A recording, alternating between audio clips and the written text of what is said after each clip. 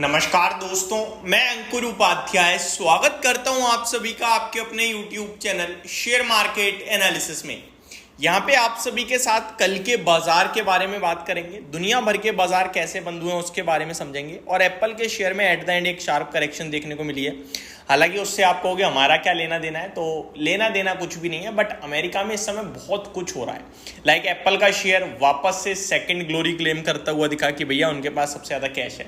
तो एनवीडिया ने पूरा मार्केट की हिला दिया है कि सबसे बड़ा मार्केट कैप अब एनवीडिया का हो गया है। तो ये कुछ चीज़ें अमेरिका में होते हुए दिख रही हैं। तो पहले मैं शुरुआत करना चाहूँगा अपने भारतीय बाजार निफ्टी के साथ। निफ्टी की बात करें 23,500 की क्लोजिंग अपने आप में बहुत ही ज़्यादा इंपॉर्टेंट हो जाती है, क्योंकि ऊपर और नीचे से देखें तो दोनों के मिडल में आके हम बंद हो गए हैं। अगर छोटे लेवल पे देखें 23,400 सपोर्ट है और 23,600 रेजिस्टेंस है। बड़े लेवल पे देखें तो 23,000 का लेवल ही अपने आप में इंपॉर्टेंट है और 24,000 का अपने आप में इंपॉर्टेंट है, तो उसके भी बीच में है। और अगर मीडियम साइज देखें तो 23,200 और ऊपर 23,800, तो उसके भी बीच में बंद हुआ है। तो आप ये कह सकते हो कि रेंज के एक तरफ आएगा, आप दूसरी तरफ के लिए प्ले करो, आप सेम साइड के लिए प्ले मत करो। ये सिंपल बता रहा हूं, यानी कि एग्जाम्पल से समझते हैं। 23,500 है, 23,400 आएगा, मैं डेली बेसिस वाला बंदा हूं तो मैं 23,400 पे उठाऊंगा 23,350 के स्टॉप लॉस के साथ, 23,450, 500, 550 के टारगेट्स के लिए। 23,600 पे आएगा, मैं बेचूंगा, मैं जिधर जा रहा है उधर का मूव नहीं लूंगा, अपोजिट मूव लूंगा। ठीक है, ये तो हो गया सेम डे वालों के लिए। इनकेस थोड़ा डीप हो जाए, मान के चलो 23,300 के पास पहुंच जाए, तो फिर मैं लूंगा BTST के रूप में, यानी 2 से 3 ट्रेडिंग सेशंस के लिए, और उठाऊंगा टारगेट 23,500, 23,600, 23,650 भी बन सकता है और 800 तक की भी गुंजाइश है। ऊपर में सेम, ऊपर 23,800 के पास आएगा तो मैं बेचूंगा नीचे बड़े प्ले के लिए। तो ये व्यू बन रहा है। 24,000 और 23,000 मेरे को नहीं लगता नीचे और ऊपर कहीं भी ब्रेक होना चाहिए। अब अगर आप पूछें कि भाई किस तरफ पहले जा सकता है, तो ये कहना अपने आप में बहुत मुश्किल है, बट फिर भी अगर उम्मीद लगाई जाए तो नीचे की तरफ जा सकता है, 23,350 से 400 की तरफ। क्यों कह रहा हूं मैं ऐसा?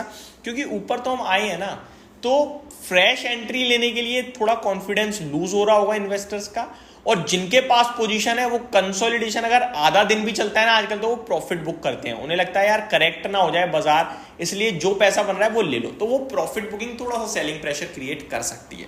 तो ये व्यू बन गया। ठीक है जी, ग्लोबल मार्केट्स पे आए उससे पहले कल का FIDIs का डेटा आपको बताना चाहूंगा। बहुत बड़े लेवल पे काम हुआ, लेकिन नेट फिगर ज्यादा बड़ा नहीं आया। नेट फिगर बताता हूं पहले आपको।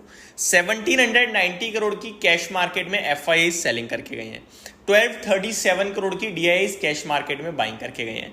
फ्यूचर्स में 1736 करोड़ की फ्यूचर्स में भी FIIs ने सेलिंग करी है।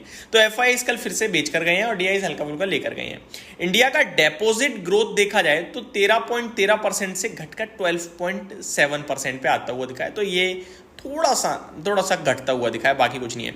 इंडिया के फॉरेक्स रिजर्व्स देखें अगर डॉलर में बात करें तो 655.82 बिलियन पहले थे, अभी 652.9 हो गए हैं। तो थोड़े से फॉरेक्स रिजर्व्स भी कम होते हुए दिख रहे हैं इंडिया के। PMI डेटा इंटरेस्टिंग अच्छा ही था, क्योंकि 60.2% के सामने 60.4% पे आया था। मैंने ऑलरेडी कहा है 58 के करीब बहुत दमदार हो जाता है। इनफैक्ट अगर ये 52 के ऊपर आ रहा है तो आप अपनी कंट्री की ग्रोथ अच्छी मानो, तो PMI डेटा भी अच्छा आता हुआ दिख रहा है। यहाँ भी कोई दिक्कत वाली बात नहीं है। अगर PMI मैन्युफैक्चरिंग डेटा की बात करें तो वो भी बढ़कर आया है 57.5% के सामने 58.5%, तो ये भी अच्छा है। तो इंडिया एज इकोनॉमी तो बहुत अच्छा कर रही है दोस्तों। अब ये बाजार में आप कहोगे भाई टॉप से 300 पॉइंट 500 पॉइंट चला गया, करेक्शन शुरू हो गया, वो गलत है। आप लंबा विजन बनाओ, आप स्टॉक स्पेसिफिक जाओ। देखो रेलवे, डिफेंस, शिपिंग, ये तो ऐसे हैं जो चलते जा रहे हैं। कितना चलेंगे, कब तक चलेंगे, कोई कह ही नहीं सकता। इनमें ग्रोथ भी है, इनमें ऑर्डर्स भी आ रहे हैं। बट कल मैं एक मीडिया चैनल देख रहा था, वहां पे उन्होंने एक बात बोली कि जो ऑर्डर्स आ रहे हैं, जो ऑर्डर्स कंपनी के पास आ रहे हैं वो एग्जीक्यूट करने में तो टाइम लगेगा ना। तो ऑर्डर तो आपके पास है, लेकिन एग्जीक्यूशन में टाइम लगेगा, तो वो दिक्कत हो सकती है। तो मेरा मानना है कि आपके लिए बाजार में बहुत अपॉर्चुनिटीज हैं। कैसे हैं वो समझिए।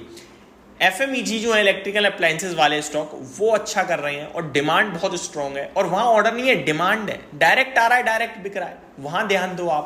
आप IT पे ध्यान दे सकते हो। चला ही नहीं है, कब चलेगा ये नहीं पता है, लेकिन चलेगा ये पता है, और यहां से डाउनसाइड रिस्क बहुत कम है ये भी पता है, तो वहां ध्यान दे सकते हो। आप FMCG कंजप्शन देश है हमारा, वहां ध्यान दे सकते हो। आप फार्मा में कंजप्शन वाली थीम में ध्यान दे सकते हो जो इंडिया लेड है। तो मेरे को लगता है स्टॉक्स तो बहुत सारे हैं अभी भी आपके लिए, जो बिना डराए आपको बहुत बड़े बड़े मौके दे रहे हैं। एक बार ग्लोबल मार्केट्स को देखें, उससे पहले टेस्ला को लेकर कुछ खबर थी। Tesla international data source company has slashed at least 14% of workforce this year, यानी 14% से उनकी वर्कफोर्स कम हुई है। तो ये अपने आप में थोड़ा सा नेगेटिव है कि आप लेबर को निकाल रहे हो, दैट मीन्स आपके पास थोड़ी कम काम है। एशिया पैसिफिक बाजार देखा जाए तो खास नहीं था, फ्लैट था, क्योंकि निक्काई बिल्कुल फ्लैट, शंघाई 1/4% नीचे था, हैंगसेंग में 1.5% की गिरावट थी। यूरोपियन मार्केट्स भी फिट्सी आधे % नीचे, डेक्स आधे %, कैक आधे %, तो आधे % के करीब की गिरावट देखने को मिली यूरोपियन बाजार में। यूएस मार्केट्स की बात करें तो डाउ जोन्स 15 पॉइंट ऊपर रह गया, बिल्कुल फ्लैट। नेस्डैक इंडेक्स 32 पॉइंट नीचे रह गया, बिल्कुल फ्लैट। S&P 500 रसेल 2000 भी बिल्कुल फ्लैट था, कुछ खास संकेत आए नहीं।